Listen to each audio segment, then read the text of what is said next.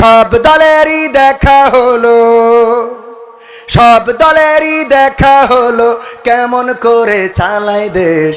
আগামীতে চাই যে দেখতে দাড়ি টুপির বাংলাদেশ। ঠিক না ঠিক? সব দলেরই দেখা হলো, সব দলেরই দেখা হলো, কেমন করে চালায় দেশ। আগামীতে চাই যে দেখতে দাড়ি টুপির বাংলাদেশ। আগামীতে চাই যে দেখতে দাড়ি টুপির বাংলাদেশ। আগামীতে চাই যে দেখতে দাড়ি টুপির বাংলাদেশ। আগামীতে চাই যে দেখতে আল কোরআনের বাংলাদেশ। এমন নেতা চাই যে দেশে দুঃখ সবার বোঝে, গরিব দুঃখীর বাড়ি বাড়ি দুঃখ কষ্ট খোঁজে রে, দুঃখ কষ্ট খোঁজে। এমন নেতা চাই যে দেশে দুঃখ সবার বোঝে, গরিব দুঃখীর বাড়ি বাড়ি দুঃখ কষ্ট খোঁজে রে, দুঃখ কষ্ট খোঁজে। সব অধিকার ফিরিয়ে দিয়ে, সব অধিকার ফিরিয়ে দিয়ে আনবে দেশে খুশির লেশ। আগামীতে চাই যে দেখতে দাড়ি টুপির বাংলাদেশ। আগামীতে চাই যে দেখতে আল কোরআনের বাংলাদেশ। ভ্রান্ত মতে বাতিল পথে শান্তি খোঁজে যারা, রবের ভাষায় চোখ থাকিতে অন্ধ বধির তারা রে, অন্ধ বধির তারা। ভ্রান্ত মতে বাতিল পথে শান্তি খোঁজে যারা, রবের ভাষায় চোখ থাকিতে অন্ধ বধির তারা রে, অন্ধ বধির তারা। ভুলের পথে থাকলে অটল, ভুলের পথে থাকলে অটল, এহ পরকাল হবে শেষ।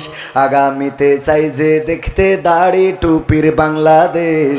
আগামীতে চাই যে দেখতে আল কোরআনের বাংলাদেশ। দুর্নীতি আর চাঁদাবাজি ভাই চলবে না এই দেশে, রুখে দিতে হবে তাদের আসলে ফ্যাসিস্ট বেশে রে, আসলে ফ্যাসিস্ট বেশে। দুর্নীতি আর চাঁদাবাজি ভাই চলবে না এই দেশে, রুখে দিতে হবে তাদের আসলে ফ্যাসিস্ট বেশে রে, আসলে ফ্যাসিস্ট বেশে। চললে আইন আল কোরআনের, চললে আইন আল কোরআনের, তবেই দেশটা চলবে বেশ।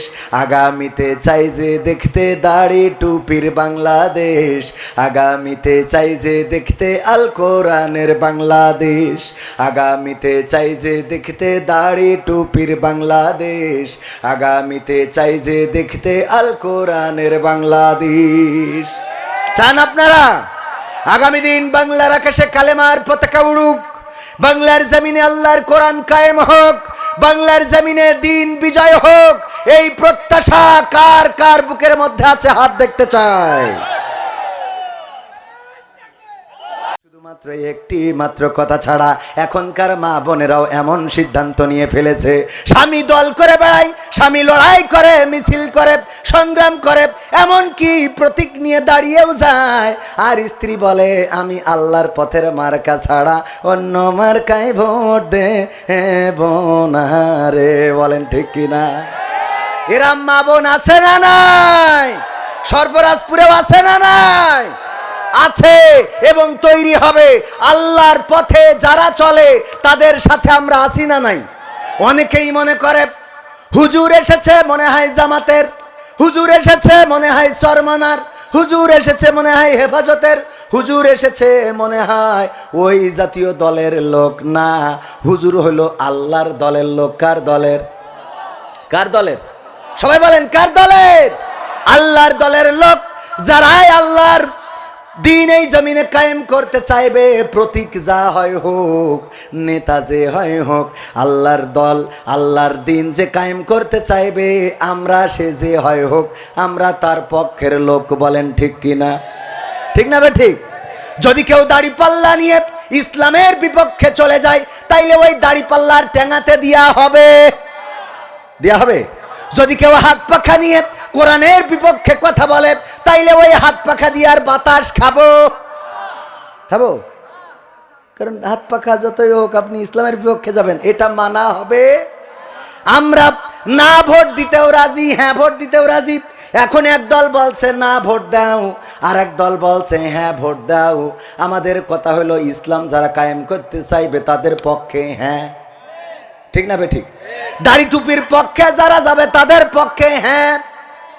এই জমিনে দুর্নীতি যারা মুক্ত করতে চাইবে তাদের পক্ষে, সবাই বলেন তাদের পক্ষে। এই জমিনে যারা সন্ত্রাসী বন্ধ করতে চাইবে তাদের পক্ষে, এই জমিনে যারা খুন খারাপি বন্ধ করতে চাইবে তাদের পক্ষে, এই জমিনে যারা ধর্ষণ জেনা ব্যভিচার বন্ধ করতে চাইবে তাদের পক্ষে। কিন্তু এই জমিনে যারা অন্যায়, চাঁদাবাজি, লুটতরাজ, লুণ্ঠন, স্বৈরাচারী, দুঃশাসন, এই জাতীয় কাজগুলো যারা করতে চাইবে তাদের পক্ষে।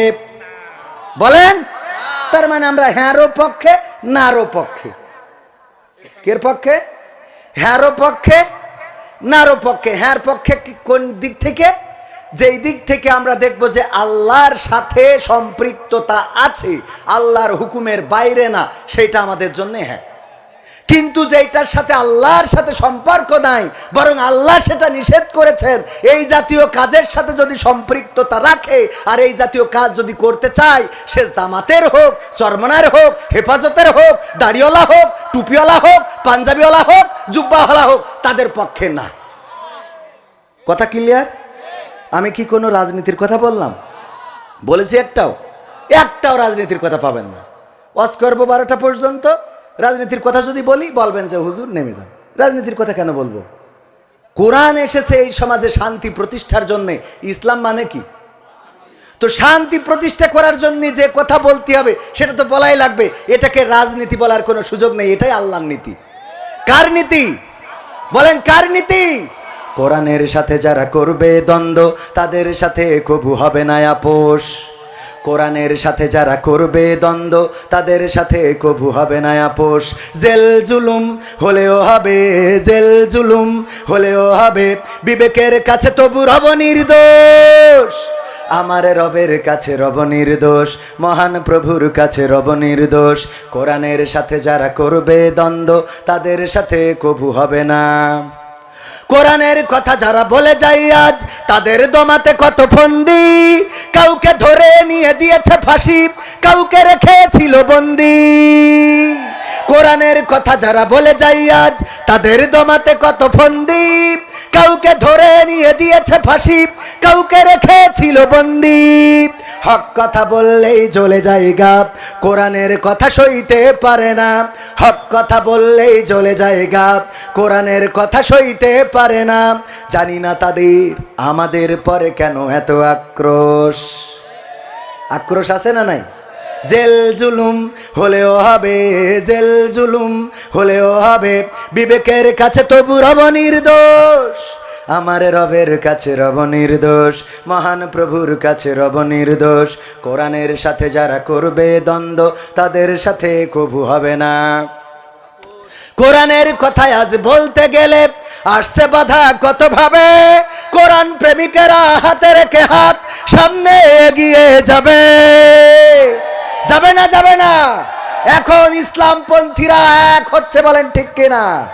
চরমনায়, হেফাজত, আলিয়া, কওমিয়া, জামাত, এই জাতীয় পার্থক্য ছিল, কিন্তু এখন ওলামায়ে কেরাম এক প্ল্যাটফর্মে আসছেন, বলেন ঠিক কিনা? এক প্ল্যাটফর্মে আসবেনই, কারণ যারা এক আল্লাহকে ইলাহ মানে, এক কোরআনকে সংবিধান মানে, এক বিশ্বনবী হযরত মুহাম্মদ সাল্লাল্লাহু আলাইহি সাল্লামকে নেতা মানে, তাদের মধ্যে এত বিভেদ থাকবে কেন? যারা বিভেদ করবে ওরা আল্লাহর রাসূলের উম্মত নয়, ওরা শয়তানের উম্মত, বলেন ঠিক কিনা? কারণ আল্লাহ বলেছেন ওয়াতাসিমু বিহাবলিল্লাহি জামিয়া ওয়ালা তাফাররাকু, তোমরা সংঘবদ্ধভাবে, পাঁচকলি টুপি না বাটি টুপি না অন্য টুপি না অন্য পাগড়ি, এগুলো দেখার বিষয় না। সংঘবদ্ধভাবে কার রাজ্য আঁকড়ে ধরো? কার রাজ্য? আল্লাহর রাজ্যকে আঁকড়ে ধরো। এইটা আল্লাহ তাগিদ করেছেন, আর আমরা গুতগুতি কিলাকিলি আমাদের মধ্যে আছে না নাই? আমিও এখন বলতে গেলি তো বাইধে যাই। আমাদের মুহতারাম মুফতি আমির হামজা ভাই, উনি স্টেজে কথা বলেন, সরল সোজা মানুষ, সাদা সিধা মানুষ, সব ওই যে অনেকেই বলে না যে হক কথা ফক করে বলে ফেলে। উনার সমস্যাটা হলো যে উনার যে ওজন, এই ওজনটা উনি কোনো সময় নিজের মধ্যে এটাকে বাস্তবায়ন বা কায়েম করতে চান না। ওনার যে জনপ্রিয়তা বাংলাদেশে, এই জায়গাটা উনি চাইলে খুব স্মার্টলি ধরে রাখতে পারতেন, কিন্তু সেটা না করে উনি পাবলিকলি সবার সাথে সহজে মিশে যান। এটা ভালো যে উনি সরল সাদাসিধা, যা আছে মনে তা বলেন মুখে, যা থাকে মনে তা বলেন কোথায়? মুখে। এই জন্যে হুটহাট করে এমন কিছু বলে ফেলেন যে কথাটা নিয়ে মানুষ ট্রল করা শুরু করে দেয়। সাংবাদিক বলেছেন নবী সাল্লাল্লাহু আলাইহি সাল্লামকে, একেবারে মিডিয়া থেকে শুরু করে বাংলাদেশের বক্তা ওলামায়ে কেরাম কাফের পর্যন্ত বানিয়ে দিয়েছে না দেয় নাই? আপনি কাফের বললেন, কাফের তো অস্বীকারী, উনি তো অস্বীকার করেন নাই, করেছেন? স্লিপ অফ টাং হয়ে থাকতে পারে, ভুল করে ফেলেছেন, একটু ভুল হয়তো হয়ে গিয়েছে, আপনি সেটাকে কেন্দ্র করে কাফের কেন বলবেন? আবার একটা ওয়াজ করেছেন আম্মা খাদিজা রাদিয়াল্লাহু তাআলা আনহাকে নিয়ে, যে তিনি নামাজ পড়েন নাই, রোজা করেন নাই, যাকাত দেন নাই, কিন্তু তিনি জান্নাতে শুধু যাবেনই না, আল্লাহ রাব্বুল আলামিন তাকে সালাম জানিয়েছে। বলেন সুবহানাল্লাহ। কথাটা তো উনি ভুল বলেননি। কেন ভুল বলেননি? এটা উদাহরণ দিতে চেয়ে বলি। এই যেমন ভাইজান, আমার ভাইজানের নাম কি জানো? আলতাফ ভাই। আলতাফ ভাইয়ের আব্বা বেঁচে আছে? নাই। এখন এলাকায় প্রচার হচ্ছে উনি হুজুর হইলে কি হবে, উনি তো ওনার বাপের খাইতে দেয় না, ওনার বাবার খাইতে দেয় না। কথাটা মিথ্যা না সত্য? কথা কয় না, মিথ্যা না সত্য? কিন্তু বাবার খাইতে দেয় না, এটা শোনার পরে অনেকের মিজাজ খারাপ হয়েছে না, হুজুর আলতাফ এত বড় দাড়ি মেহেদি দিয়া, মাথায় টুপি, সরমানার মুরিদ, অথচ সে কেমনে বাবারে খাইতে দেয় না, এটা মেম্বারিতে দাঁড়াইছে, ডাইরেক্ট ওর বিপক্ষে সিল মারো। এরকম হয় না? হয় না? তো বাপ যে নেই এটা যাচাই করবেন না? তো খাদিজা রাদিয়াল্লাহু তাআলা আনহা যাকাত দেন নাই, নামাজ পড়েন নাই, হজ করেন নাই, এটা যে কেন করেন নাই এটা যাচাই করবেন না? কারণ তখন এগুলো ফরজই হয় না, তখন এইগুলোর বিধানই আসে নাই। তো বিধান আসে নাই তাই করে নাই।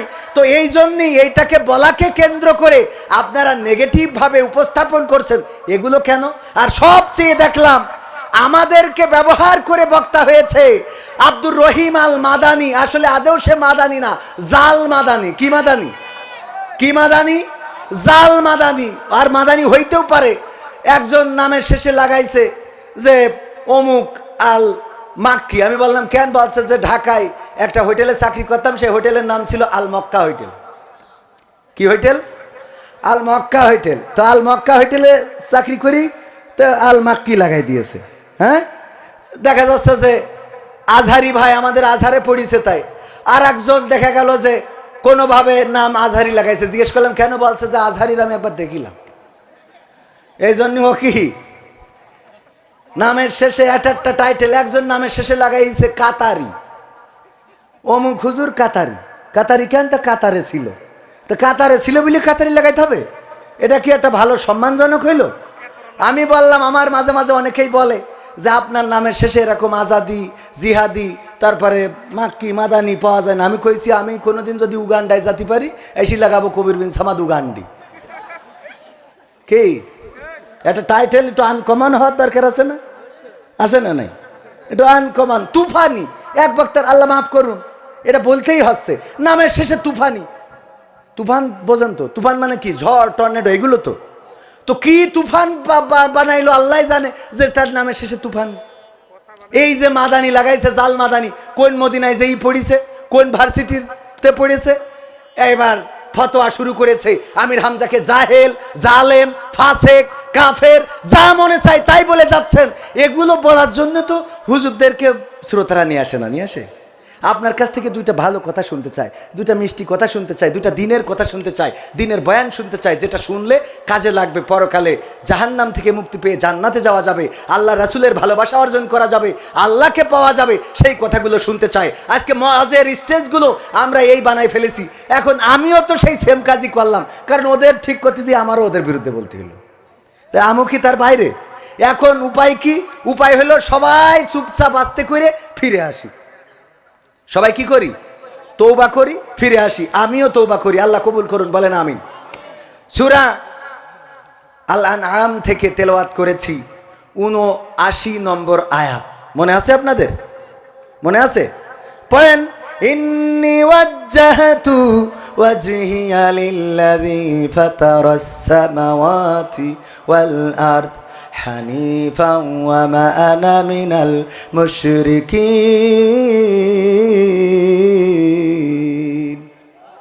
আমরা কোথায় পড়ি এই আয়াত? যাই নামাজের দোয়া হিসাবে। কিন্তু জানি না এই আয়াতটা কোথায় নাজিল হলো, কেন নাজিল হলো, এই আয়াতটার শুরু কোথায়, কেন আবার কোরআনে অন্তর্ভুক্ত করা হলো, কেন নবীর মাধ্যমে জানিয়ে দেয়া হলো। এই কথাগুলো বলেছিলেন হযরত ইব্রাহিম আলাইহিস সালাতু ওয়াস সালাম। কখন বলেছিলেন? যখন তিনি পথের দিশা চেয়েছিলেন, পথ খুঁজছিলেন, কেমন করে পথ পাওয়া যায়। বাবাকে জিজ্ঞাসা করলেন, বাবা আমাদের রব কে? বলল আমাদের রব হলো এই মূর্তিগুলো। আমাদের রব হলো কে? ফেরাউন, নমরুদ। আমাদের রব কে? নমরুদ। আমাদের রব, আমাদের ইলাহ হলো নমরুদ। কয় নমরুদের রব কে? কয় এই যে মূর্তিগুলো। কয় এই মূর্তিগুলো তো তুমিই বানাও। কয় আমি বানাইলে কি হবে? এইগুলো আমাদের ইলাহ, এইগুলো ভালো করে মন্দ করে, এইগুলো আমাদের সুখ শান্তি নিশ্চিত করে। ইব্রাহিম আলাইহিস সালাম চিন্তা করলেন এটা তো সঠিক উত্তর নয়, কারণ আমার বাবা যেই মূর্তিগুলো বানান সেই মূর্তিগুলো কেমন করে আবার রব হতে পারে, কেমন করে ভালো মন্দের বিচার করতে পারে। পথ খুঁজতে লাগলেন। সেই পথের দিশা পাওয়ার জন্য উনি চলে গেলেন নীরব নিভৃতে এমন এক জায়গায় বসলেন যেখান থেকে আল্লাহ রাব্বুল আলামিন পরের আগের আয়াতগুলোতে জানিয়ে দিয়েছেন। ৭৬ নম্বর আয়াতে আল্লাহ বলছেন, ফালাম্মা জান্না আলাইহিল লাইলু রাআ কাওকাবান ক্বালা হাযা রাব্বি ফালাম্মা আফালা ক্বালা লা উহিব্বুল আফিলিন। আল্লাহ রাব্বুল আলামিন বলছেন, ওই দিন ইব্রাহিম আলাইহিস সালাম আকাশে দেখলেন তারা। কি দেখলেন? তারা।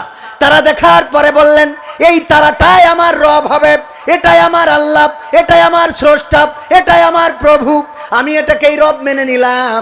এই কথা যখন বলে বসে আছেন, তারার দিকে তাকিয়ে অপলক দৃষ্টিতে হঠাৎ করে তারাটা অস্তমিত হয়ে গেল, ডুবে গেল।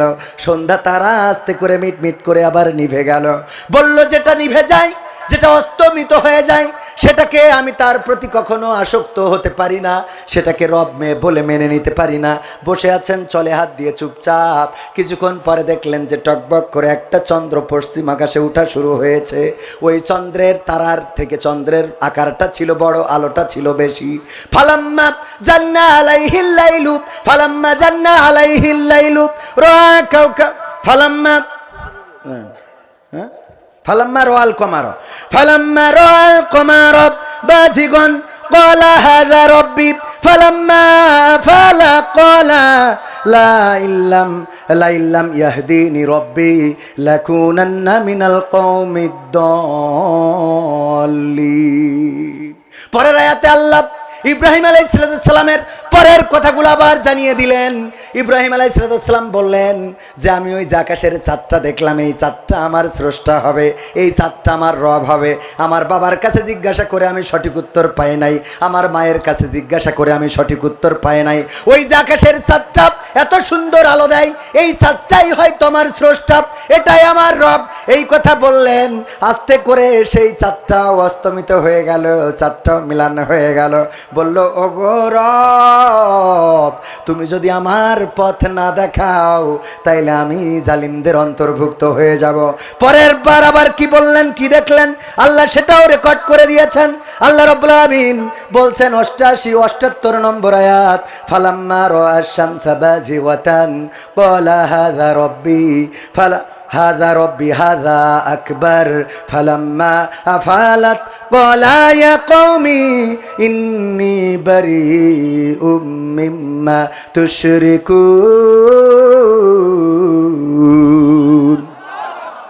আল্লাহ সেটাও রেকর্ড করে দিলেন।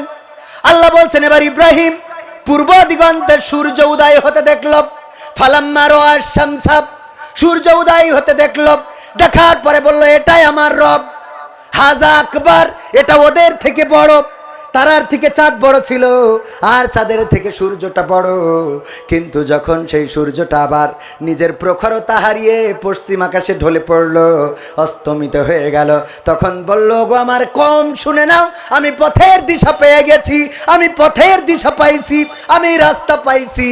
এবার বলল, ইন্নী ওয়াজ্জাহতু ওয়াজহিয়া লিল্লাযী ফাতারাস সামাওয়াতি ওয়াল আরদ হানিফা ওয়া মা আনা মিনাল মুশরিকিন।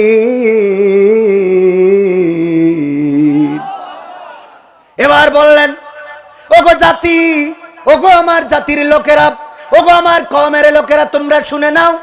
এতদিন ধরে মনে করেছিলাম এইটা ছাড়া উপায় নাই, এতদিন ধরে মনে করেছিলাম এইটা ছাড়া উপায় নাই, এতদিন ধরে মনে করেছিলাম এইটা ছাড়া উপায় নাই। কি কি বলেছি বুঝে নেন, এত বুঝাতে যাব না, কিন্তু এখন বুঝলাম রে এইটা ছাড়া উপায় নাই। ভাইরা আমার, সব বুঝা হয়ে গেছে রে। আকাশে তারা দেখলাম, চন্দ্র দেখলাম, তারকারাজি দেখলাম, চন্দ্র দেখলাম, সূর্য দেখলাম, এইগুলো সব অস্তমিত হতে দেখলাম। এবার বুঝে নিলাম এইগুলোর পিছনে একজন কারিগর আছে, যে তারকা উঠান আবার ডুবান, যে চন্দ্র উঠান আবার ডুবান, যে সূর্য উঠান আবার ডুবান। আমি সেই আল্লাহর দিকে আমার মুখটা করে দিলাম আর বলে দিচ্ছি, শুনে নাও, আমি তোমাদের শিরকের সাথে নিজেকে আর সম্পৃক্ততা রাখলাম না। বলেন আল্লাহু আকবার। আমরা যাই নামাজের দোয়া বানাইছি, অসুবিধা নাই, পড়েন। কিন্তু এই আয়াতটা কেন আসলো? এবং এই আয়াতটা বলার পরে ইব্রাহিম আলাইহিস সালামের নমরুদের লোকেরা আদর আপ্যায়ন করে আপেল খাওয়ালো, কথা কয় না, আঙ্গুর খাওয়ালো, না খাওয়াই নাই। বরং এই কথার পরে ইস্তিকামাত থেকে, এই কথার পরে নিজেকে অটল রেখে যখন চলে গেল মন্দিরে, ও কাজের মেলায় গিয়েছে। আর ইব্রাহিম আলাইহিস সালাম এই সুযোগে কুড়াল একখান নিয়ে চলে গেল মন্দিরে। মন্দিরে যাওয়ার পরে মূর্তিগুলো ভাঙলো, শুধু বড়টা ছাড়া। বড়টার কাঁধের উপরে কুড়ালটা রেখে বাড়ি যেয়ে নিশ্চিন্তে বসে আছে। নমরুদের লোকজন যখন বাড়িতে আসলো, আসার পরে দেখে মন্দিরের মূর্তিগুলো ভেঙে রেখেছে। বলল, এইগুলো কারা করেছে? কয়, কারা করেছে এত তো দেখার দরকার নেই, ওই পরাজিত শক্তি করেছে। আমাদের ধারণা ওরাই করেছে। কিছু হইলেই দোষ আছে না নাই? কথা কয় না, আছে না নাই? যা হইতো তাতেই দোষ, যা হইতো তাতেই দোষ। আর সুযোগ একটা পাইছিল রে, কিছু হইলেই একেবারে চোখ বুঝে আমার পুলিশ ভাইয়েরাও কোনো মামলা তদন্ত লাগতো না। আমার ভাইজানের আজকেও যারা গল্প করলো, তারা বলল, ভাই জীবনে কারো বড় কথা বলি নাই, জীবনে কারো কোনোদিন একটা চড় থাপ্পড় দিই নাই, অথচ নাশকতার মামলা খেয়েছি, মানুষ হত্যার মামলা হয়েছে, খুন খারাপির মামলা হয়েছে, অন্যায়ের মামলা হয়েছে। এমনিভাবে হামলা মামলা আপনাদের এলাকায় ছিল না। মরা লোকও ছাড় পায় নাই। পুলিশরা ওদের মুখস্থ কথা, কি কথা?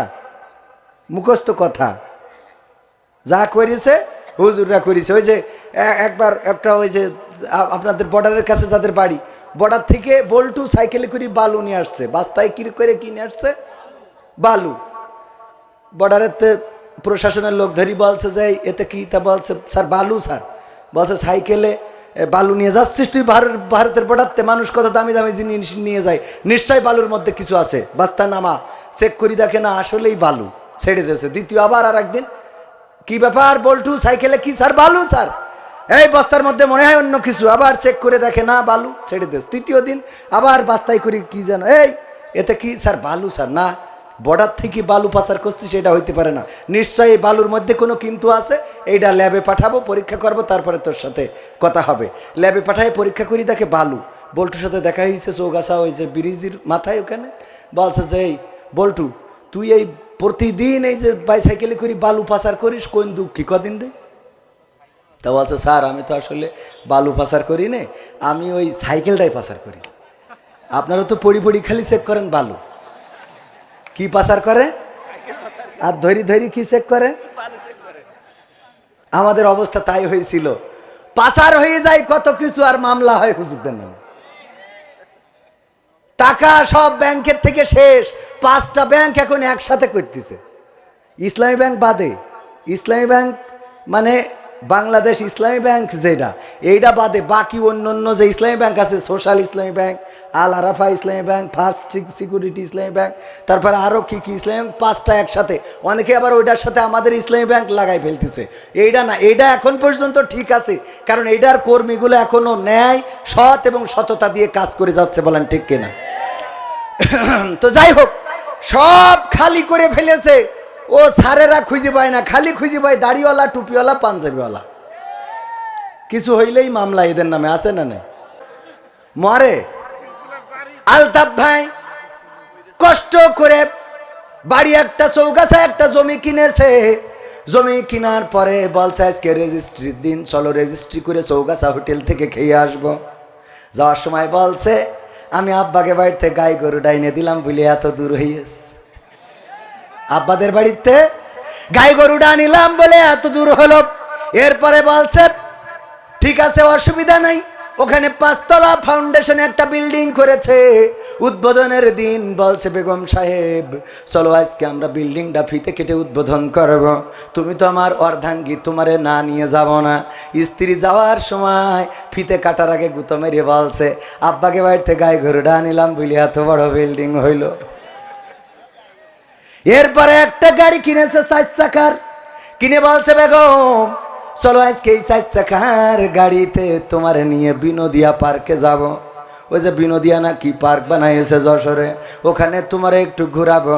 গাড়ির দরজা খুলে ওই পাশে আমার আলতাফ ভাই বসা, দরজা খুলে সিটি বসার আগে বলছে আব্বাকে বাড়িতে গাই গরুটা আনিলাম বুঝলে, আব্বাদের বাড়িতে গাই গরুটা আনিলাম বলে এত দূর। আমার বিশ্বাস যদি আলতাফ ভাই জান্নাতে যায় আর যদি বেগম সাহেবও জান্নাত পায়, ওই দরজায় যেয়ে গুতো মেরে কবে আব্বাকে বাড়িতে গাই গরুটা আনিলাম বুঝলে। ঠিক না বেটে? ও গাই গরু একেবারে পরকাল পর্যন্ত নিয়ে ছাড়বে রে। আর স্বামী যা করেছে জীবনে, যেই জমি কিনেছে ওই জমিতে ধান হয় না। স্বামী যা করলো, আমাদের এক হুজুর বলছে আমার স্ত্রীর এত কিছু এনে দিই কোনোদিন খুশি হয় না। আমি একদিন বুদ্ধি করে আমার স্ত্রী খালি কয় দেখো অমুকের শাড়িটা কত সুন্দর, অমুকের 3 পিস কত সুন্দর, অমুকদের বাড়িটা কত সুন্দর, অমুকদের গাড়িটা কত সুন্দর। আমি একদিন বুদ্ধি করে চৌগাছাতে একটা দামি শাড়ি কিনলাম, কিনে নিয়ে যেয়ে টেবিলের পরে রাখিছি। তারপরে রেখে স্ত্রীর বললাম স্ত্রী তাড়াতাড়ি খাবার দাও, ক্ষুধা লেগেছে, রাতের ডিনারটা সেরে ফেলি। স্ত্রী খাবার দেয় আর খালি ওই শাড়ির দিকে তাকায়। শাড়িটা আসলে কার জন্য কিনলো? ওর কি আর একটা কোনো সতীন মতিন আছে নাকি? ওদের তো সন্দেহ থাকে না, থাকে না। এক ফাঁকে জিজ্ঞাসা করলো শাড়িটা কার? আলতাফ ভাই বলছে শাড়িটা হলো কবির বিন সামাদ তার বউয়ের জন্য কিনেছে। আমার বললো হজ করতে যাচ্ছি, ফিরতে 2 দিন লাগবে, শাড়িটা বাড়ি পৌঁছে দিও। কয় দেখো শাড়িটা কত সুন্দর, কালারটা কত সুন্দর, রংটা কত সুন্দর, আর তুমি যা কেনো তা পরা যা। তুমি আমার আব্বা যা কি দেখে বিয়ে দিল, আমার সারা জীবনটা চলতে চলতে গেল, ও সারা জীবন চলতে চলতে গেল। আমার আব্বা এমন একজন দেখে বিয়ে দিয়েছে যার চোখ না যেন 2টা মারবেন, চোখে কিছু দেখে না।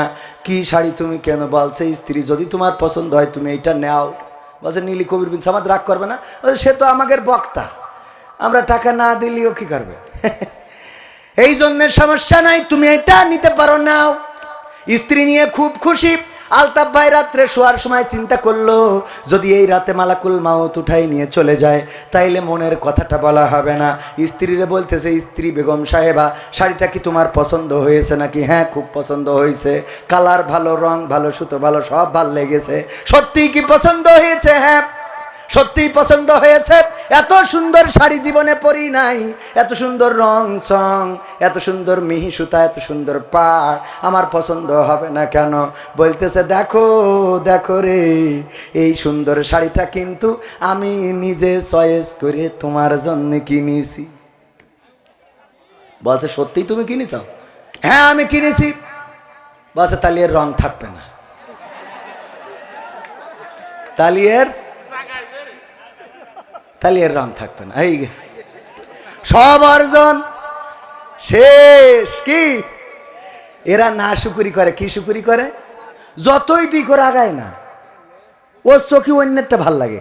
ওই শাহরুখ খান দেখো কত সুন্দর করে রানী মুখার্জি নিয়ে তাকে নাকে ধিনতা করে রে, তোমার তো কোনো যোগ্যতা, ও নাচতে পারে, মাঠে খাটতে খাটতে বল বিয়ারিং সব প্রাপ্ত হয়ে গেছে।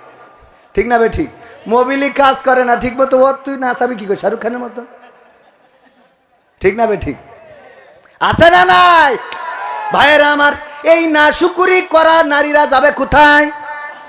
অথচ এই স্বামী কত কষ্ট করে, দেখেন কোন স্বামী নিজে ছেঁড়া কাপড় পরে কিন্তু স্ত্রীকে ছেঁড়া কাপড় পরাতে চায়, নিজে ছেঁড়া জুতা পরে কিন্তু স্ত্রীকে নতুন জুতা কিনে দিতে চায়, নিজে ছেঁড়া জামাটা পরে কিন্তু স্ত্রীকে দামি জামাটা কিনে দিতে চায়।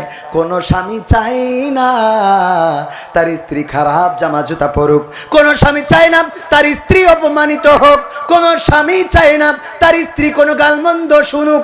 দেখবেন অনেক স্বামী আছে অভাবের তাড়নায় দিন যায় রাত যায়, কত কষ্টে দিন কেটে যায়, কিন্তু স্ত্রীকে কর্মসংস্থানের জন্য পাঠায় না, স্ত্রীকে কর্ম করতে দেয় না, নিজে পরিশ্রম করে কষ্ট করে, রিক্সা চালায়, গার্মেন্টসে কাজ করে, দিনের পরে দিন রাতের পরে রাত, মাসের পরে মাস, বছরের পরে বছর, কিন্তু স্ত্রীকে ভালো রাখে, স্ত্রীকে রানী বানায় রাখে। আর এই স্ত্রী ওই স্বামীর কদর বোঝে না রে, ও টিকটকে আবার আর একজনের সাথে লাইন মারে রে। ও বাবা বাবা বাবা, মিলে গেছে, ওয়াজ লাইন পয়েন্টে পড়েছে। ওগো আমার মা বোনেরা, এমন করা যাবে না। আল্লাহর নবীর স্ত্রীরা এটা করেন নাই। আল্লাহর নবী আইয়ুব আলাইহিস সালামের স্ত্রী রহিমা সবাই ছেড়ে চলে গেল, সন্তান মারা গেল, সম্পদ ধ্বংস হয়ে গেল, কাজের মানুষগুলো চলে গেল, কিন্তু রহিমা আইয়ুব আলাইহিস সালামের রাস্তা ছাড়েন নাই। আইয়ুব আলাইহিস সালামের চুল দিয়ে পা মুছিয়ে দিতেন, আর এর বিনিময়ে রহিমা অর্জন করে নিয়েছেন কি? আমার আব্বা বলতো, এই ওয়াজ একবার করার পরে বিপদে পড়ে গেছে, ওয়াজ করে বাড়ি ফিরতেছে, মহিলারা ডাক দিয়ে বলে, হুজুর শোনেন, গতকাল যে ওয়াজ করলেন রহিমা আলাইহিস সালাম চুল দিয়ে পা মুছাই দিলে জান্নাত পাওয়া যাবে, স্বামীর চুল দিয়ে পা মুছাই দিবা। এই ওয়াজ আমল করে শুইছিলাম গতকাল রাত্রে। ওরে বাবা, সে যন্ত্রণার কথা কি বলবো। কিসের যন্ত্রণা? দুর্গন্ধ। চুল দিয়ে পা মুছাই শোয়ার পরে ঘরে গন্ধ, কের গন্ধ? গুড় গন্ধ, পায়খানার গন্ধ। এত গন্ধ কোথা থেকে আসে খুঁজে পাইনে। লম্ফ জ্বালালাম, খুঁজে পেলাম না, হেরিকেন ধরালাম, তাও পেলাম না। খুঁজতে এক সময় আমার স্বামী আমার চুল টেনে নাকের কাছে নিয়ে দেখে চুল থেকে গন্ধ। স্বামী জিজ্ঞাসা করল, তোমার চুল থেকে কেন এই পায়খানার গন্ধ? কোন কারণে? বললাম, তা তো জানি না, হুজুর ওয়াজ করেছে যদি স্বামীর চুল দিয়ে পা মুছাই দিতে পারো তাইলে জান্নাত পাওয়া যাবে। রহিমা আলাইহিস সালাম আইয়ুব আলাইহিস সালামের চুল দিয়ে পা মুছাই জান্নাত পেয়েছে। আমি চিন্তা করলাম ওয়াজটা আমল করে শুই, আমি তাই তোমার চুল দিয়ে পা মুছাই তারপরে শুইছিলাম। ও জাত গেল বলো এ কোন আজব কারখানা, ও জাত গেল বলো। ওরে সত্য কাজে কেউ নয় রাজি, সত্য কাজে কেউ নয় রাজি, সবই দেখি তা না না না। ও জাত গেল বলো। কেন জাত গেল? ওর স্বামী ওই যে মোড়ের মাথায় সর্পরাজপুর ওই চার দোকানে বসে খেলছিল তাস, হঠাৎ করে আর্মির গাড়ি এসেছে, টাকা দিয়ে খেলছিল, এই জন্য তাড়াতাড়ি করে টাকাও ফেলাই রেখে, তাসও ফেলাই রেখে, জুতো ফেলাই রেখে দৌড় দিয়েছে, বাঁশবাগানে কিটা ঝেড়িয়ে রেখেছে, ওইটা চটকায় যেয়ে চুপচাপ শুয়ে রয়েছে, আর ওইটা মুসায়ে শুয়েছে রে। মা বোনেরা বলছে, হুজুর গো আপনি ওয়াজ করে চুল দে পা মুছাই দিতে কইছেন, অসুবিধে নেই, আমরা দেব, কোনো আপত্তি নেই, কিন্তু দয়া করে একটু স্বামীদের বলবেন ওরা যেন টিউবকলের পাটা ধুয়ে তারপর সই, অন্তত টিউবকলের পাটা ধুয়ে যেন সই, তা না হলি তো জ্বালার শেষ রে। আমার স্বামীরা আমার ভাইদের ওয়াজ পয়েন্টে পড়িল। এইবার স্বামীদের বলি, স্ত্রী খারাপ হয়ে যাচ্ছে, আপনি এসে বলেন হুজুর একটু দোয়া করি। কি হয়েছে? আমার 8 লাখ টাকা নিয়ে হাঁটা দিয়েছে, আছে না নাই? আমি বলি হাঁটা দেবে না কেন? তুমি স্ত্রী খোঁজো রাবিয়া বসরির মতো, স্ত্রী খোঁজো খাদিজা রাদিয়াল্লাহু তাআলা আনহার মতো, স্ত্রী খোঁজো ফাতেমা রাদিয়াল্লাহু তাআলা আনহার মতো, স্ত্রী খোঁজো আসিয়া আলাইহিস সালাতু ওয়াসসালামের মতো, হাজরা আলাইহিস সালাতু ওয়াসসালামের মতো, সারা আলাইহিস সালাতু ওয়াসসালামের মতো। কিন্তু তুমি সারাদিন চায়ের দোকানে বসে পরিমণি আর নুরা লাইলা দেখে বেড়াবা, আর স্ত্রী তাহাজ্জুদের নামাজে থাকবে, এই কমনে পাও? কথা কয় না। তুমি চার দোকানে বসে সিরিয়াল মারো, ময়ূরী, পূর্ণিমা, জাগের সব সাইজ বড় আর কি, ওইগুলো দেখি বেড়াবা, আর বাড়ি মনে করবা যে তোমার স্ত্রী তাহাজ্জুদের নামাজে তসবিহ টানতেছে। বড় মানে আমি সাইজই বড়র কথা বলেছি, উসলাম না। এরা আবার আর একটা বোঝে, শয়তান। খালি শুধু পড়ি খারাপ জায়গায় নিয়ে যাওয়া লাগে। হ্যাঁ, এ ঠিক না বে ঠিক? সত্য বলছি না মিথ্যা বলছি? দেখে আর কয় ওরে শয়তান, ওই তুই ওই দেখিস আর ও আর একজনের দেখে, কথা কয় না। তুমি ওই চায়ের দোকানে সিরিয়াল মারবা, স্টার জলসা, জি বাংলা, তারপর আরো কি আছে, শাহরুখ খান, ময়ূরী, পূর্ণিমা, রানী মুখার্জি, কারিনা কাপুর, ঐশ্বরিয়া রায়, তারপরে আর কি আরো একটা আছে, আমাদের আমির হামজা ভাই নাম কইল, রাশমিকা মান্দানা। কি মান্দানা? রাশমিকা মান্দানা দেখবা, আর মনে মনে করবা এইরাম একটা যদি পাইতাম রে, তাইলে সোগাসার পানের খিলি তারে খাওয়াইতাম। যখন তুমি এইটা বলো, তখন তোমার স্ত্রী বলে, স্বামী আমার যেমন তেমন, দেওর আমার মনের মতন রে। ঠিক না বে ঠিক? তুমি ওইটা খোঁজো, তোমার বউ বলে যে স্বামী আমার যেমন তেমন, দেওর আমার মনের মতন, কারণ ও রাত 12টায় আসলো, রাত 10টা পর্যন্ত আমার দেওর ডিউটি করে, আছে না নাই? তার মানে আগে তোমার ভালো হওয়া লাগবে। ফজরের আজান হয়ে গেল, তুমি মসজিদের জন্য গেলে না, কম্বল ঢারে মুড়ি দিলে ওই নামাজ পড়া স্ত্রীটাও বেনামাজি হয়ে যাবে। কিন্তু ফজরের আজান হলো আর তুমি উঠে যদি মসজিদের দিকে চলে যাও, একদিন, 2 দিন, 3 দিন, 5 দিন যাওয়ার পরে দেখবা তোমার স্ত্রী, তুমি বলো নাই, নিজে থেকে উঠে নামাজ পড়া শুরু করে দিয়েছি। ঠিক বলছি না? ঠিক বলছি। তাহাজ্জুদের সময় উঠে যান, যাই নামাজে বসে নামাজ আদায় করা শুরু করে দেন। তাহাজ্জুদের নামাজে যখন আপনি যায় নামাজে কাটাকাটি করবেন, ওগো রব, তুমি আমার স্ত্রীকে মানুষের মতো মানুষ বানিয়ে দাও, তুমি আমার স্ত্রীকে পর্দানশীল বানিয়ে দাও, তুমি আমার স্ত্রীকে খাদিজা আয়েশা রাদিয়াল্লাহু তাআলা আনহার মতো গড়ে দাও, তুমি আমার স্ত্রীকে হাজরা আলাইহিস সালামের মতো করে দাও, তুমি আমার স্ত্রীকে এমন একজন মানুষ করে দাও যেন পরকালের ময়দানে আমি আমার স্ত্রীর জন্য জান্নাতে যেতে পারি। তুমি যদি তাহাজ্জুদের নামাজে স্ত্রী খাটের উপরে ঘুমানো এমন দোয়া করতে থাকো, তোমার স্ত্রীও দেখবা আস্তে করে খাট থেকে উঠে তোমার পিছনে নামাজে দাঁড়িয়ে যাবে। বলেন ঠিক কিনা? কিন্তু তুমি রাত্রি ফেসবুক চালাবা, টিকটক দেখবা, আর রিলস দেখবা, ও বাবা বাবা, আছে না নাই? আর মনে করবা তোমার স্ত্রী তাহাজ্জুদের নামাজ পড়বে, তা হবে না, হবে না। আমার মা বোনেরা বলছে, হুজুর এইবার ওয়াজ পয়েন্টে পড়িয়েছ। ঠিক না বে ঠিক? মা বোনেরা আগে রাগ করিল যে হুজুরের আর দাওয়াত দেওয়া যাবে না, এখন বলছে হুজুরের আগামী বছর আবার দিতে হবে। জিজ্ঞেস করে দেখেন গে, আজকালকের ছেলেরা বই নিয়ে আর বসে না, ও বাবা গুগলে সার্চ করিয়া পড়ে। ওরে একালের মেয়েরা কোরআন হাদিস ধরে না, এখনকার মা বোনেরা কোরআন হাদিস পড়ে না, ও আল্লাহ টিকটকে ভিডিও ওরা করে।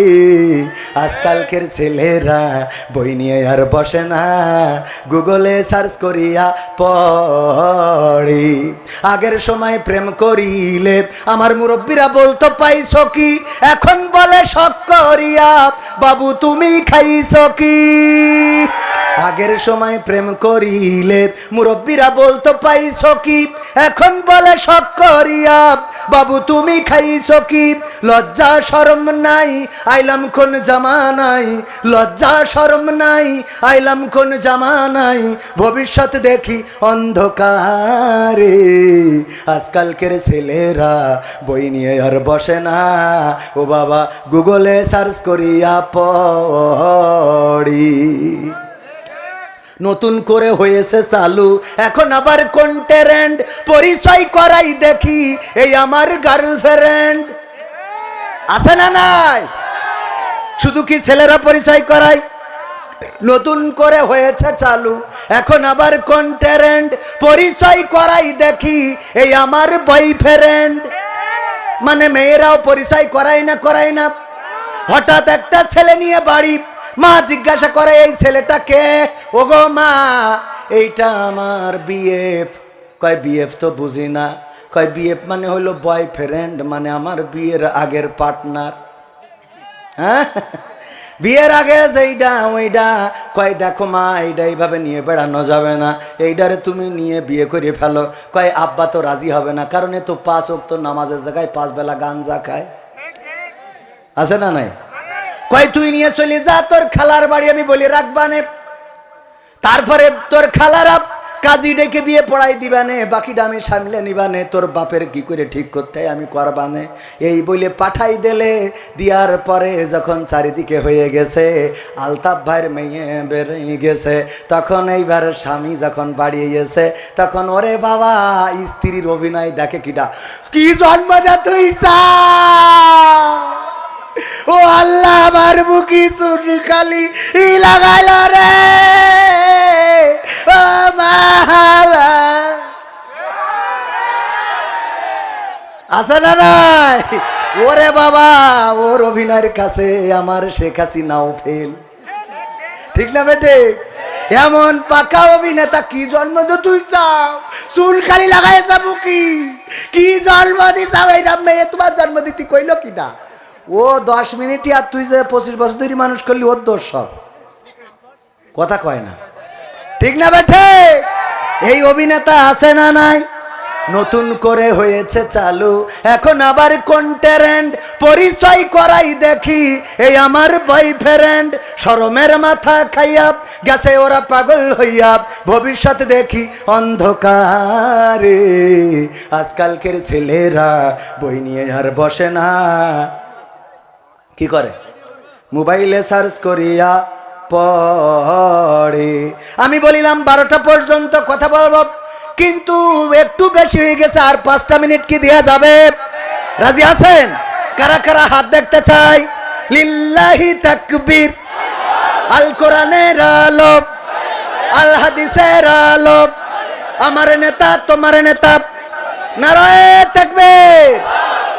আমার আব্বা মরহুম মাস্টার আব্দুল সামাদ রাহিমাহুল্লাহ আপনাদের এলাকায় আসতেন, অনেকেই চিনেন। যারা কারা চিনেন হাত একটু উঁচু করেন দেখি। ওরে বাবা, অনেক বেশি মানুষে চেনেন। আমার আব্বা এই অঞ্চলে ওয়াজ করতেন, আপনাদের জানা আছে। আমার মনে হয় জীবনের শেষ যে রাস্তাটা ছিল, সেটাও আপনাদের এই রাস্তাটা।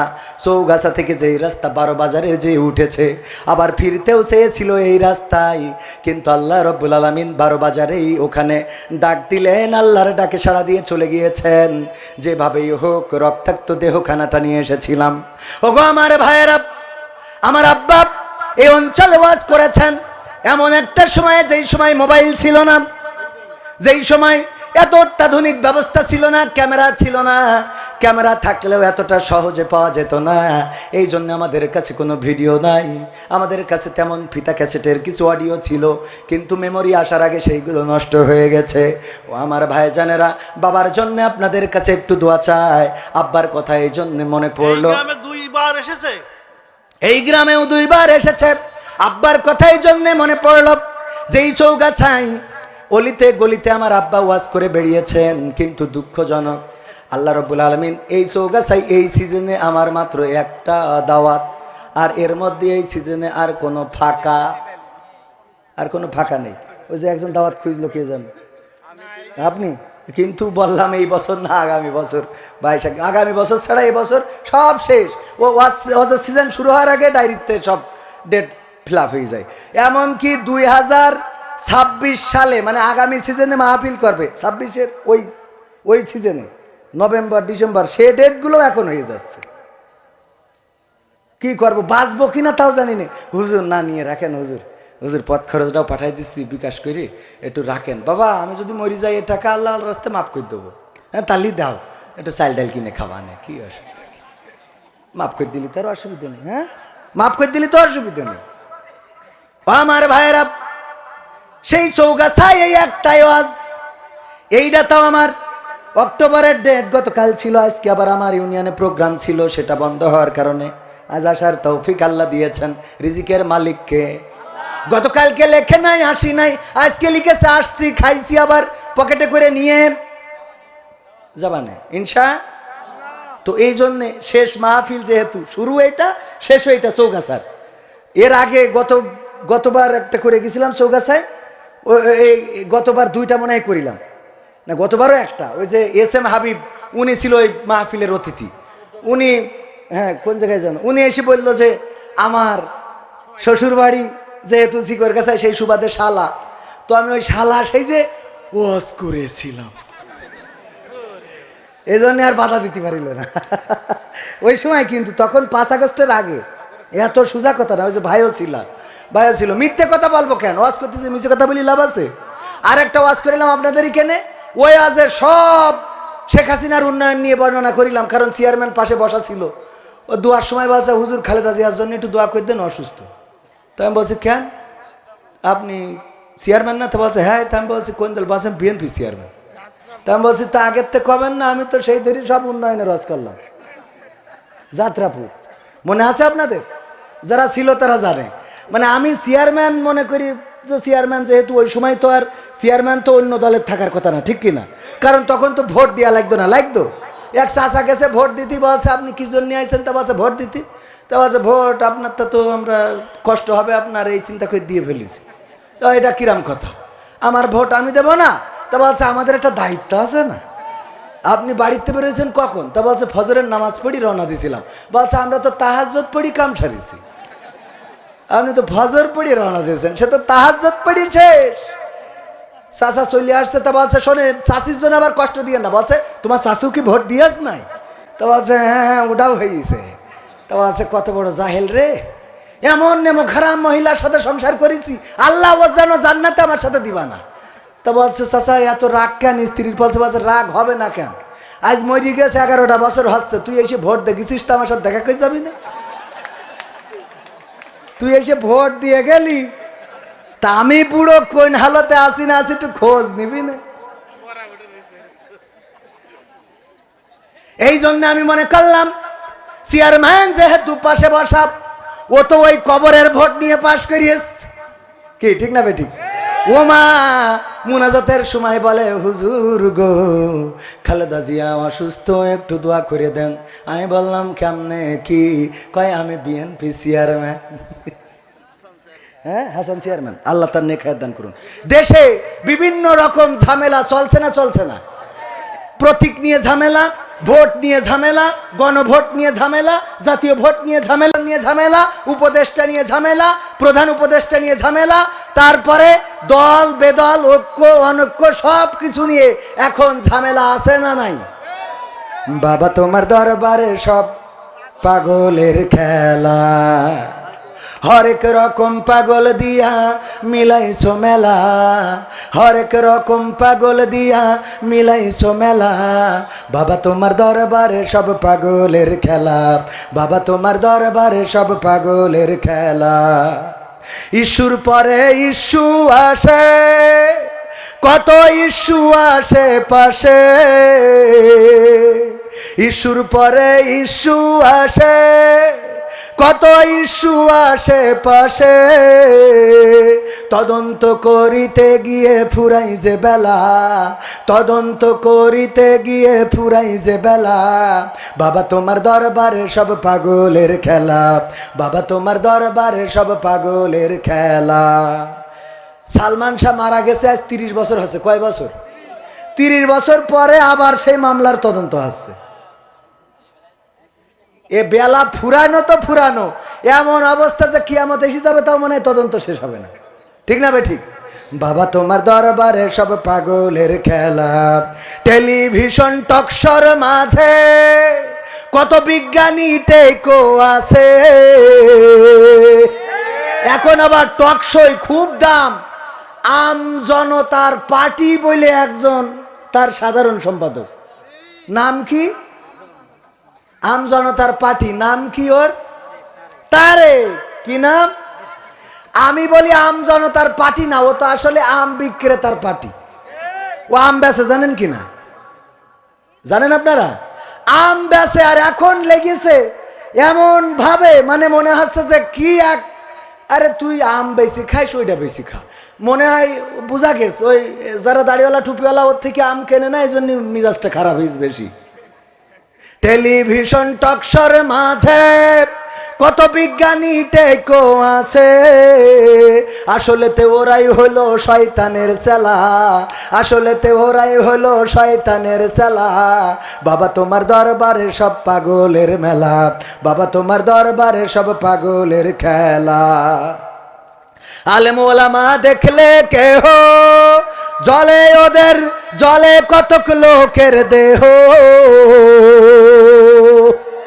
এরা আছে না নাই? আলেম ওলামা ওই যে রাজশাহী, জাকসু, চাকসু, ডাকসু, রাকসু, এইসব জায়গায় প্রধানশীল নারীরা যখন বুরকা পরি শপথ নিচ্ছে, তখন কিছু লোকে জ্বলতেছে। এই সব জায়গায় যখন দাড়িওয়ালা টুপিওয়ালা নামাজিরা জিতে যাচ্ছে, কিছু লোকে জ্বলতেছে। বলেন ঠিক না বেঠিক? যখন ঢাকা বিশ্ববিদ্যালয়ে মাদক সেবন যারা করে, গান জুটে, ভব ঘুরে, এদেরকে প্রবেশ নিষিদ্ধ করেছে, দোকানগুলো উচ্ছেদ করেছে, ক্লিন করতে চেয়েছে ঢাকা বিশ্ববিদ্যালয়, তখন কিছু কিছু লোকের চেতনা জেগে উঠেছে। ওই চেতনাবাজরা আসলে চেতনাবাজ নয়, গান জুটে, ইয়াবাখোর, ফেন্সিখোর, মদখোর, আর নারী যদি হয় পর পুরুষে আসক্ত নারীগুলো, এদের এখন জ্বলা শুরু হয়েছে। বলেন ঠিক না বেঠিক? আলেম ওলামা দেখলে কেহ জলে কতক লোকের দেহ, বুঝবে ওরা বেলা যখন হবে অবেলা, বুঝবে ওরা বেলা যখন হবে অবেলা। বেলা অবেলা হওয়া বোঝেন তো? এ গানের মেলা ব্যাখ্যা, মানে মরি যাওয়ার পরে লাগে কার কথা কয় না? হুজুর হুজুর জানাজাটা পড়ায়, কারণ ও তো জানা যায় যে তাকবিদি থাকে, এটাই তো জানে না। হাত বাঁধে তাও উপরের হাত নিচেই দেয়, হ্যাঁ, আর নিচের হাত উপরে, এরম আছে না নাই? আবার বলে আগামীকাল সকাল 8টার সময় ঈদুল আজহার জানাজার নামাজ হবে। ঈদুল আজহার কেন নামাজ হবে? জানাজার নামাজ হবে, মানে জানেও না যে কেন নামাজ কোন নামাজ। আমার মাঝে মাঝে মনে হয় যে তোরা এই দুনিয়ায় থাকা, আমি চলে যাই, এ তোরা দেখে রাখ, আমার এখানে থাকা হবে না, সহ্যের বাইরে চলে যায়। এই আছে না নাই? পুলিশই ধরলো, গ্রেপ্তার করলো না কি করলো, হঠাৎ পেলো পায়ে শিকল বান্দা, গাছের সাথে বেহুশ হয়ে পড়ে আছে, হাসপাতালে ভর্তি। তারপরে কি ইস্কন থেকে সে বিপদে পড়েছে, এইগুলো মিডিয়ায় আসলো। হঠাৎ করে দেখি পরের দিন খবর উল্টে গেছে, বছর নিজেই মনে চাইছে তাই গেছে, মনে চাইছে তাই শিকল কিনেস, মনে চাইছে তাই পায়ে বেঁধেস, মনে চাইছে তাই শুয়েছিল বেহুশ হয়ে, ওর মনে চাইছে তাই বেহুশ হয়েছে। এ সহ্য না করি পারবেন কি করে? এগুলো ঘটছে না ঘটছে না, মানে কনে কি হচ্ছে, কি আমাদের সামনে কি আসছে বুঝে পারাই কষ্ট। আল্লাহ জানে এই থেকে কবে পরিত্রাণ পাবো। তারপরে দেখি কি বলো। ও আমি বলেছি যে বুঝবে ওরা বেলা যখন হবে বেলা। আজকের একটা বাস্তব ঘটনা বলি, যদিও এই ঘটনাটা তাদের সামনে পড়ে যেতেই পারে। মালয়েশিয়ায় একজন মারা গেল, আমার গ্রামের, নাম বলবো না। মারা যাওয়ার পরে এই লাশটার কাছে যাবে, করোনাকালীন সময় এই লাশটার কাছে অবৈধ মানুষেরা তো যাইতে পারে না, অবৈধ যাদের পারমিট নাই, যারা ওখানে কাজ করতো ম্যাক্সিমামই পারমিট নাই, সব পালাই গেছে। আমি সেখানে গেলাম, যেয়ে সেই লাশটারে আমি নিজে পুলিশ ডেকে নিয়ে এই লাশটারে নিয়ে গেলাম থানায়, তারপরে হাসপাতালের ডিপ ফ্রিজে, তারপরে তার টিকিটের ব্যবস্থা করে লাশটা দেশে পাঠালাম। তার ছেলে আবার পরবর্তীতে মালয়েশিয়ায় গেছে, যেয়ে বিদেশ থেকে ছুটিতে এসেছে, এসে আজকে তার গায়ে হলুদ, কালকে তার বিয়ে। আলহামদুলিল্লাহ আমার দাওয়াত দিয়েছে, আবার মনে করেন না যে দাওয়াত দেয়নি বলে হুজুর রাগ করি বলছে। আমার দাওয়াতও দিয়েছে বরযাত্রীর, এমনকি আমি আজকে এখানে আসার আগে সেই বাড়ি থেকে 1 প্লেট ওই যে গায়ে হলুদের ক্ষীর রান্না পর্যন্ত বাড়ি পৌঁছে দিয়েছে, 1 চামচ খেয়েও আইছি। কিন্তু এই কথা কেন বলছি? যার বাবার লাশ আসলো মালয়েশিয়া থেকে, আজকে তার গায়ে হলুদ, কালকে তার বিয়ে, অন্তত মনে করা উচিত ছিল মালয়েশিয়া থেকে আসলাম, আমার বাবার তো লাশটা এসেছিল, আজকে এই বিয়ের দিনটা একটু আল্লাহর স্মরণ করি, একটু হুজুরদের ডেকে নিয়ে আসি, একটা দোয়া মাহফিল করি বা একটু দোয়া করি, অথবা বাবার কবরটা জিয়ারত করি। ও বাবা, ডিজে ভাড়া করে নিয়ে বাড়ি দিচ্ছে তো আমার পালঙ্গ কাটতেছে। দে বাড়ি বলছে, দে বাড়ি কুপান দিচ্ছে। আমি মানে এখনো যে শুনতে পারবো, আসরে আজান হচ্ছে তাও বন্ধ করার মধ্যে নেই। আমি চিন্তা করলাম যে এই বকা দেবো কি করে, আমারও দাওয়াত করে ঠিক আছে বেকায় দানা, আমারও দাওয়াত করিস এখন যে এই বকি কি করে। এবার যখন ক্ষীর দিয়ে গেল আমি মনে মনে করছি যাক ভাগ্য ভালো আমি যাইনি, গেলিয়ে ক্ষীরটা দিত না রে। ক্ষীর বোঝেন তো, এটারে ক্ষীর বলে, আপনারা কি বলেন? ক্ষীর, যশোর চৌগাছা ক্ষীর। তো তো বাড়ি দেশে দে বাড়ি কুপা। আমার মনে বড্ড আশা, এই বাড়ি যদি আর কেউ মারা যায় এইবার আর লাশ পাঠাবো না, বিদেশেও না। ওই দিন আমার টাকা দিয়ে আমি এই মাইকেলাগের বলবো ডিজে নিয়ে আয়, দে কুপান বাজা, দরকার হলে একটা স্পিকার কবরের মধ্যে ঢুকাই দে, দিয়ে ব্লুটুথ দে বাজা। ঠিক না বে ঠিক? করার দরকার আছে না নাই? তোর বিয়ের দিন যদি ডিজে বাজে, তোর গায়ে হলুদের দিন যদি ডিজে বাজে, তোর নুনু কাটার দিন যদি ডিজে বাজে, তোর মরার দিনও ডিজে বাজাবে। ইমামের জায়গায় থাকবে স্পিকার, আর বলবে দয়াল তোর লাইগা রে দয়াল। হ্যাঁ ঠিক আছে তো বাবা? আলহামদুলিল্লাহি রাব্বিল আলামিন। রব্বানা যালামনা আনফুসানা ওয়া ইল্লাম তাগফির লানা ওয়া তারহামনা লানাকুনান্না মিনাল খাসিরিন। রব্বানা আতিনা। লা ইলাহা ইল্লাল্লাহ, লা ইলাহা ইল্লাল্লাহ, লা ইলাহা, লা ইলাহা ইল্লাল্লাহু মুহাম্মাদুর রাসূলুল্লাহ। সুবহানাল্লাহ ওয়ালহামদুলিল্লাহ, লা ইলাহা, সুবহানাল্লাহ ওয়ালহামদুলিল্লাহ, লা ইলাহা, লা ইলাহা ইল্লাল্লাহু মুহাম্মাদুর রাসূলুল্লাহ সাল্লাল্লাহু। রূপের বড়াই করিস না রে, রূপ চিরদিন থাকে না। রূপের বড়াই করিস না রে, রূপ চিরদিন থাকে না। নিজের মুখটা দেখা একদিন হইবে রে তোর যন্ত্রণা। নিজের মুখটা দেখা একদিন হইবে তোমার যন্ত্রণা। রূপের বড়াই কইরো না ভাই, রূপ চিরদিন থাকে না। রূপের বড়াই কইরো না বোন, রূপ চিরদিন থাকে না। নিজের মুখটা দেখা একদিন হইবে তোমার যন্ত্রণা। নিজের মুখটা দেখা একদিন হইবে রে তোর যন্ত্রণা। সময় হইল বড় শিক্ষক, সব দিবে শিখাইয়া। সুখের জীবন থাকবে না রে, দেখবে না কেউ চাইয়া। সময় হইল বড় শিক্ষক, সব দিবে শিখাইয়া। সুখের জীবন থাকবে না রে, দেখবে না কেউ চাইয়া। মরার আগে মরবি রে তুই, জ্বালা সইতে পারবি না। মরার আগে মরবি রে তুই, জ্বালা সইতে পারবি না। নিজের মুখটা দেখা একদিন হইবে তোমার যন্ত্রণা। নিজের মুখটা দেখা একদিন হইবে রে তোর যন্ত্রণা। কিসের এত বড়াই তোমার মাটির দেহ লইয়া। ময়রা দেখো পোকামাকড় শেষ করবে সব খাইয়া। কিসের এত বড়াই তোমার মাটির দেহ লইয়া। ময়রা দেখো পোকামাকড় শেষ করবে সব খাইয়া। এই দুনিয়া ছাড়তে হবে, অহংকার আর কইরো না, এই দুনিয়া ছাড়তে হবে। অহংকার আর কইরো না, নিজের মুখটা দেখা একদিন হইবে তোমার যন্ত্রণা। নিজের মুখটা দেখা একদিন হইবে রে তোর যন্ত্রণা। রূপের বড়াই করিস না রে, রূপ চিরদিন থাকে না। ক্ষমতার বড়াই কইরো না ভাই, সে আর চিরদিন থাকে না। নিজের চেয়ার দেখা একদিন হইবে তোমার যন্ত্রণা।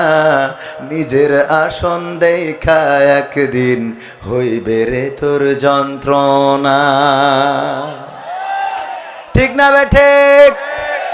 নিজের আসন দেখে যন্ত্রণা বাড়বে, এটা জীবনে আসেই আসে, আসবেই আসবে। বলেন ঠিক বললাম না বেঠিক বললাম?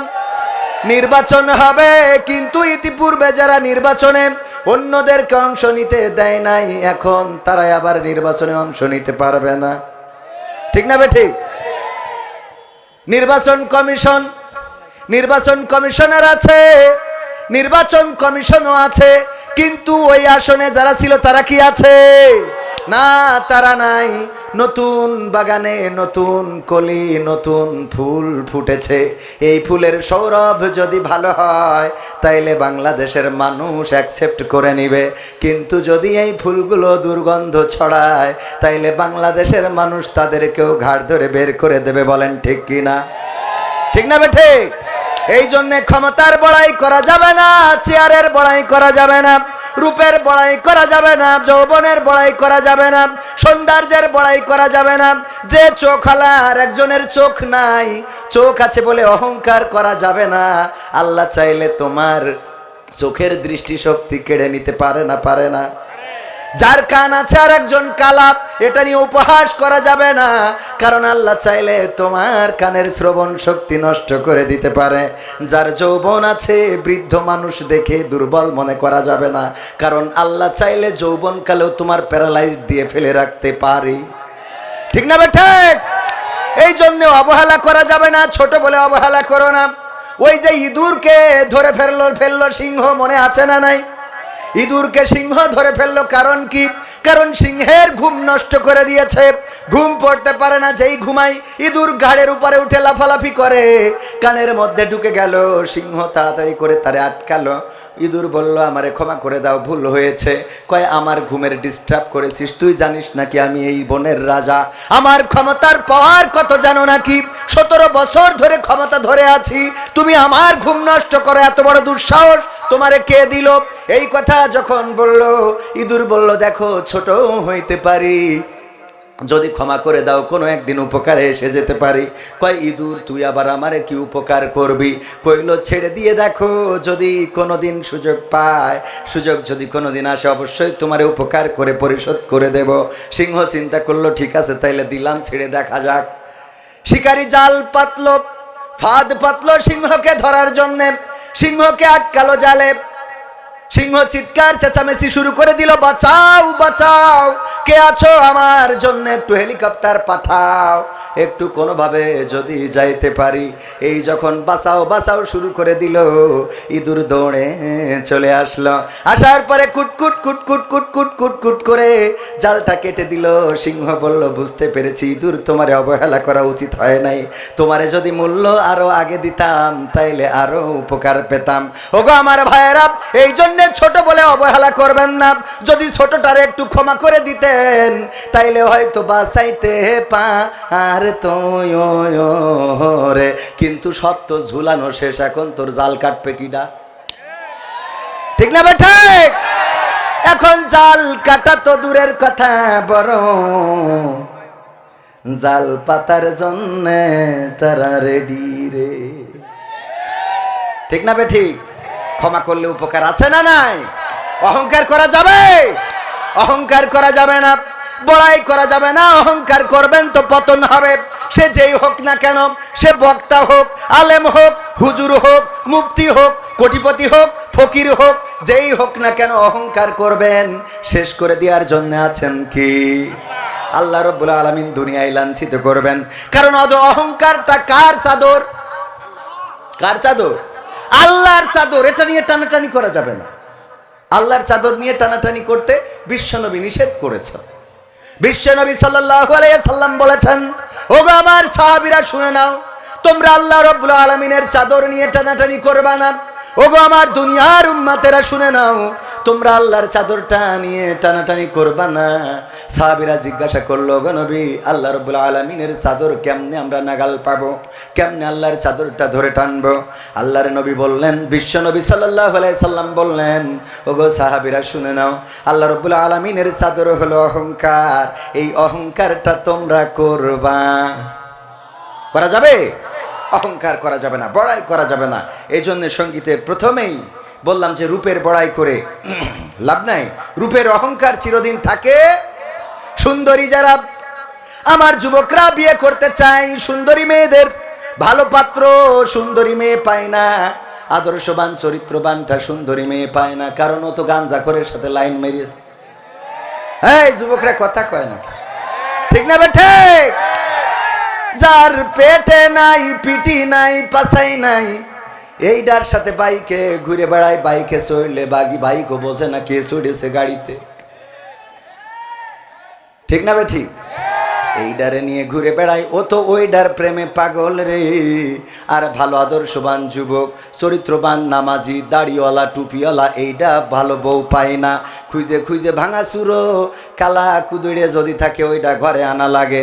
ওইডারে যখন যত্ন করে, আর ওই ফেন্সি খোরের বউ চিন্তা করে কি ভুল করলাম, ঠিক না বে ঠিক? এইবার হুজুরের কাছে চিরকুট দেয়, হুজুর আপনার ওয়াজ ভালো লাগে, আন্নারে আই বিয়ে করতাম চাই। এরম আছে না নাই? হুজুরদের বউ কম না বেশি? বিয়ের পরে টের পায় যে হুজুরের দরকার আছে না নাই। কারণ হুজুর সব জানে, বোর অধিকার কি সেটা জানে, বোর দায়িত্ব কি সেটা জানে, বোর জন্য কি করতে হবে সেটা জানে। আর ও যারে বিয়ে করেছে, ও তো দোয়াটাও জানে না। কে দোয়া? যার দোয়া হয় হোক। ঠিক বলছি না বে ঠিক বলছি? সত্য না মিথ্যা? এই জন্যে বড়াই করা যাবে না। মা বোনেরা, চেহারার বড়াই করবেন না, সৌন্দর্যের বড়াই করবেন না। আপনার রূপ দিয়েছেন কে? আল্লাহ রাব্বুল আলামিন এই রূপের মধ্যে পোকা ফেলেও দিতে পারে না? পারে না? আপনার রূপ সৌন্দর্য দিয়েছে, চেহারা দিয়েছে, ওই শরীরের মধ্যে যদি আল্লাহ একটা রোগ ঢুকিয়ে দেন, ওই চেহারা কোনো কাজে আসবে না, ওই সৌন্দর্য কোনো কাজে আসবে না। এই জন্য রূপের ঝলকানি দেখানোর দরকার নাই। টিকটকে ঘুরে ঘুরে বোরকা পরে ভিডিও করে, নিজেদের বিভিন্ন স্পর্শকাতর জায়গাগুলো দেখায় ভিডিও করে। চেহারাবান যারা টিকটক করে তারা আছে না নাই?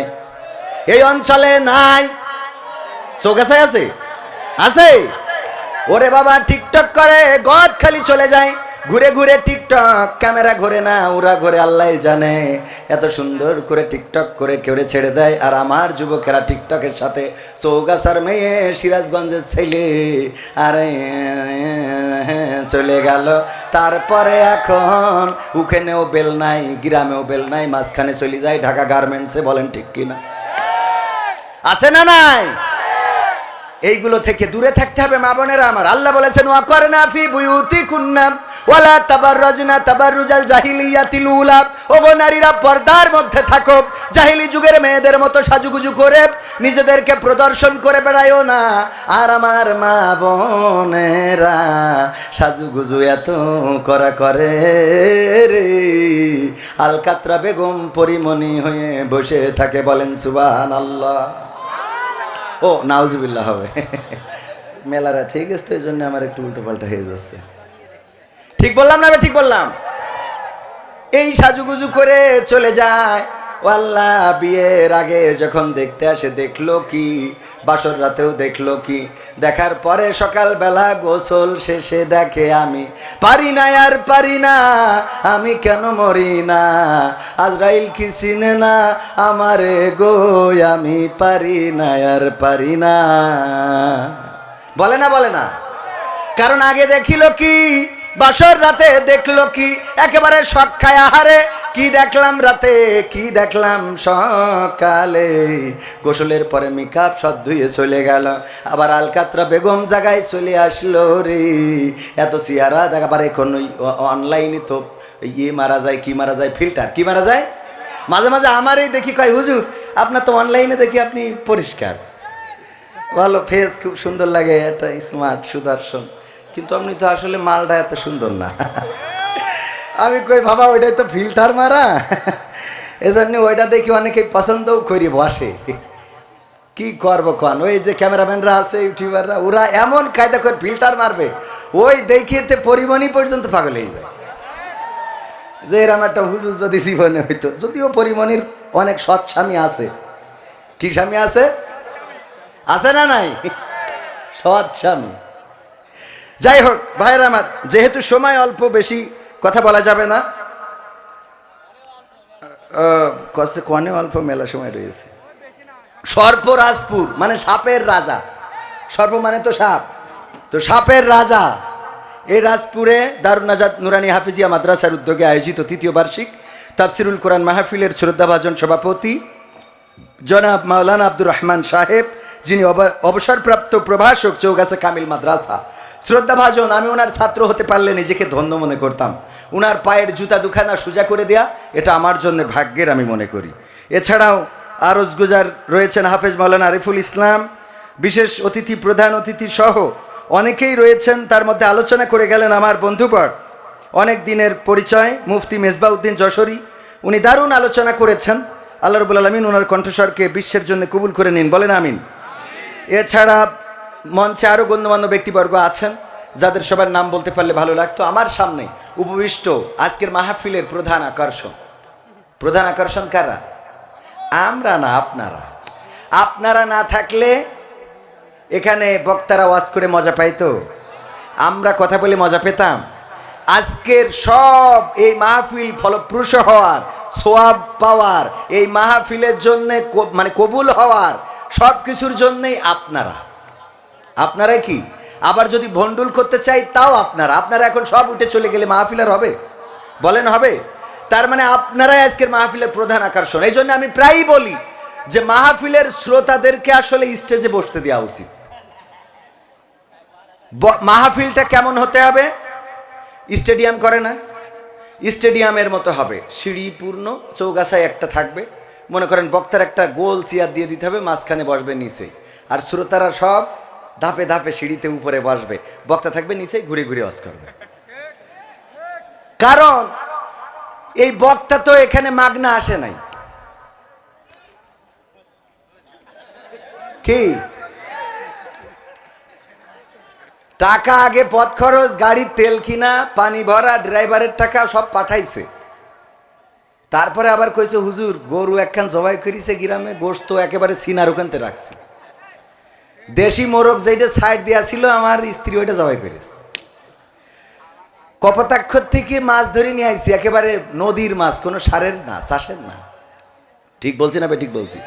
এত সুন্দর আপ্যায়ন করার পরেও আসার পরে আমার মিজাজ খারাপ হয়ে যায়। এখনো দিলেন না, আর কতক্ষণ বসে থাকবে? কথা কয় না।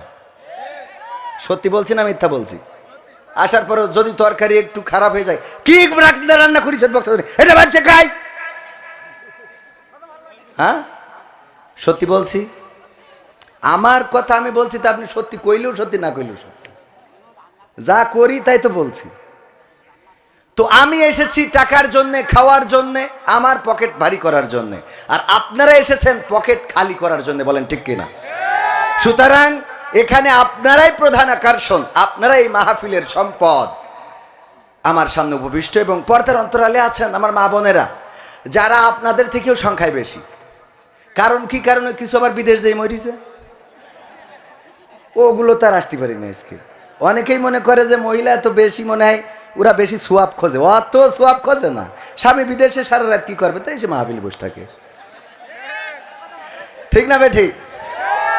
তো এই জন্যে মা বোনেরা একটু মাহফিলে বেশি। তো আমার মা বোনেরা আছেন পর্দার অন্তরালে, আর বিশেষ করে যুব শ্রেণী যারা, যুব সমাজ আমার প্রাণ, আমার চলার অনুপ্রেরণা।